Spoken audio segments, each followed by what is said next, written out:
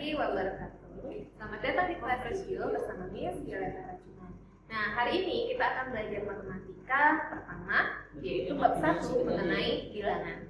Bilangan terbagi dua, yaitu bilangan bulat dan bilangan pecahan. Pada pertemuan pertama ini kita akan bahas mengenai bilangan bulat.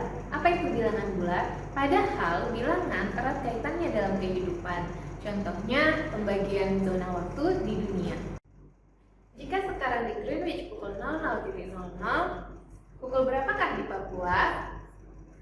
Atau pada kasus lainnya, jika sebuah kapal selam menyelam sejauh 160 meter di bawah permukaan laut, lalu bergerak kembali ke bawah sejauh 60 meter, kira-kira berapa posisi kapal selam sekarang di atas permukaan laut? Nah, itulah beberapa contoh kehidupan sehari-hari mengenai bilangan. Untuk lebih jelasnya, perhatikan materi berikut ini. Hari ini kita akan bahas mengenai bab 1 bilangan, dan khusus pada pertemuan ini kita hanya akan membahas mengenai bilangan bulat. Apa saja yang dipelajari pada bilangan bulat? Ada 4 hal. Yang pertama, pengertian bilangan bulat. Yang kedua, mengurutkan bilangan bulat. Yang ketiga, melakukan operasi hitung penjumlahan dan pengurangan bilangan bulat. Dan yang keempat, menyelesaikan masalah berkaitan dengan operasi bilangan bulat.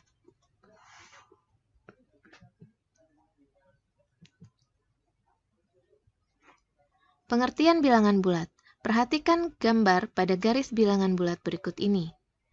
Pada garis bilangan bulat tersebut terdapat bilangan bulat positif, kemudian 0, dan bilangan bulat negatif.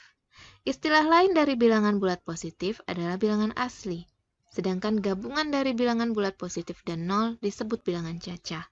Nah, pada garis bilangan tersebut, yaitu garis bilangan bulat, menurut kalian, apakah kalian mampu menyimpulkan apa itu bilangan bulat? Ayo simpulkan, apakah itu bilangan bulat?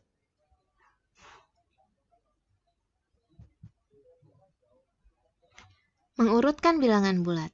Untuk membandingkan bilangan bulat positif yang sangat besar atau bilangan bulat negatif yang sangat kecil, kalian bisa dengan mengamati angka-angka penyusunnya. Bilangan tersusun dari angka 0, 1, 2, sampai 9. Misal bilangan 7 tersusun dari angka 7 saja dan hanya menempati tempat satuan. Bilangan 12 tersusun dari angka 1 dan 2. Nilai puluhan ditempati oleh 1 dan nilai satuan ditempati oleh 2. Bilangan 123 tersusun angka 1, 2, dan 3. Nilai ratusan ditempati oleh 1, nilai puluhan 2, dan nilai satuannya 3. Untuk menggali informasi lebih dalam, coba perhatikan contoh 1.1. Menurut kalian, manakah yang lebih besar antara 47.653 dengan 8.699?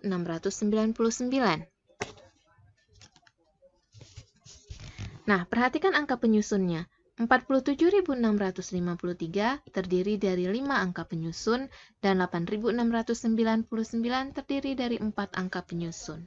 Dari angka penyusunnya saja sudah pasti 47.653 adalah yang paling besar.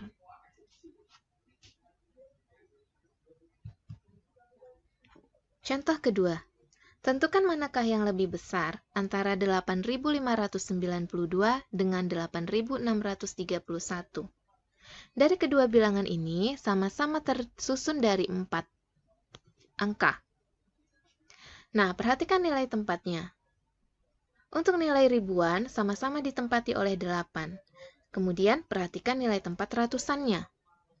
Di sini nilai tempat ratusannya adalah 5. Sedangkan di sini nilai tempat ratusannya adalah 6. Sehingga dengan mudah kita jawab yang paling besar adalah 8.631.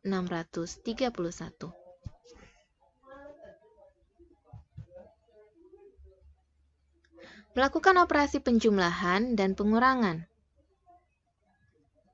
Tentu di bangku SD, kalian sudah mempelajari banyak tentang operasi penjumlahan dan pengurangan kan? Mari kita mengingat kembali. Perhatikan soal berikut ini.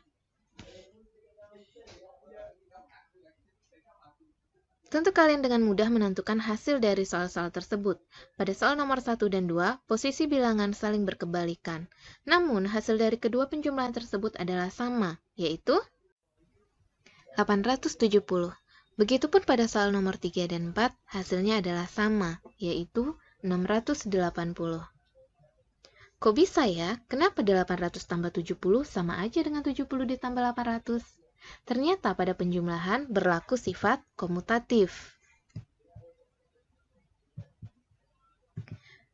Sifat komutatif artinya A ditambah B sama aja dengan B ditambah A. Selain sifat komutatif, ada lagi pada penjumlahan dinamakan sifat asosiatif. Secara umum, pada sifat asosiatif digambarkan sebagai berikut.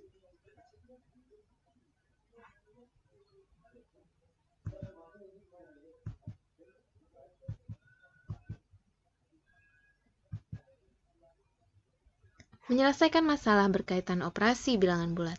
Setelah kalian memahami pengertian dari bilangan bulat, kemudian operasi penjumlahan dan pengurangannya beserta sifat pada penjumlahan bilangan bulat, Miss harap kalian dapat menyelesaikan masalah berikut. Ayo, berpikir kritis. Dapatkah kamu menentukan hasil dari 1 ditambah 2 ditambah 3 ditambah sampai 49 tambah 50? Kira-kira bagaimana cara menyelesaikannya? Jika menghitungnya satu persatu, tentu akan membutuhkan waktu yang lama. Karena kita sudah mempelajari sifat komutatif dan asosiatif, kira-kira bagaimana ya cara cepatnya? Perhatikan angka di depan, yaitu 1. 1 jika kita jumlahkan dengan 50, maka hasilnya adalah 51. 2.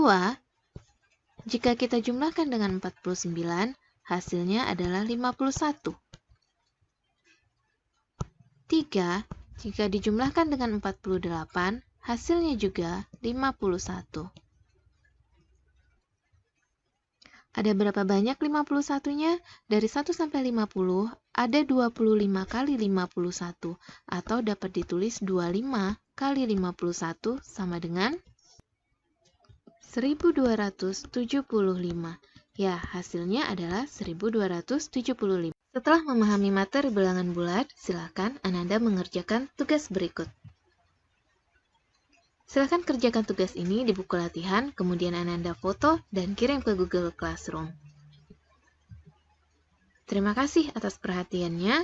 Ada yang perlu ditanyakan? Ayo diskusikan bersama di forum Google Classroom. See you next! Demikianlah materi hari ini, semoga Anda paham untuk pelajaran hari ini. Dan sampai ketemu pertemuan berikutnya. Assalamualaikum warahmatullahi wabarakatuh.